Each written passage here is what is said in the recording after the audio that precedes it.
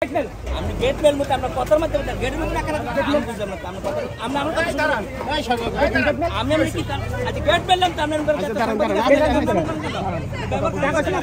আমি তো সিনিয়র করে আপনি ব্যবহার করেছেন আমি গেট মেল কথা শুনি না আমি যাই করতে পারবো আমরা আমি ড্রাইভার তো আমি বলছি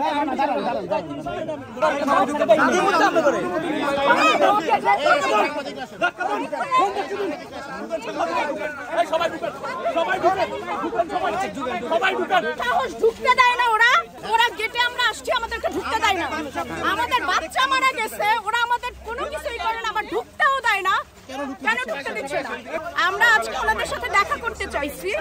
আমরা ওনাদেরকে স্মারকলিপি দিতে চাইছি আমরা মিডিয়া নিয়ে ঢুকবো দেখে ওনারা আমাদেরকে ঢুকতে দেয় না ফুল পাখি সব পড়লো কেন জবাব চাই বিচার চাই জবাব চাই বিচার চাই ফুল পাখি সব পড়লো কেন ফুল পাখি সব পড়লো কেন জবাব চাই বিচার চাই আমরা প্রিন্সিপালের রুমে যাব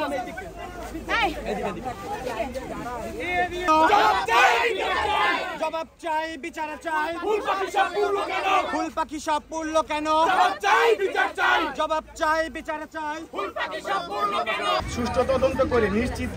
বিচার ব্যবস্থা নিশ্চিত করতে হবে সারা দেশে মাইলস্টোন সহ সকল শিক্ষা ব্যবস্থায় কোচিং বাণিজ্য বন্ধ করতে হবে কোচিং ব্যবস্থা আর মূল হোতা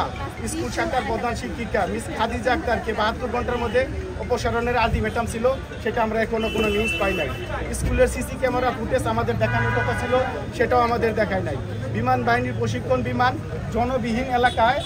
সারা মানে কম জনসংখ্যা এলাকায় করতে হবে সেইটা আরেকটা দাবি 9 নম্বর যেটা ছিল সেটা ছিল যে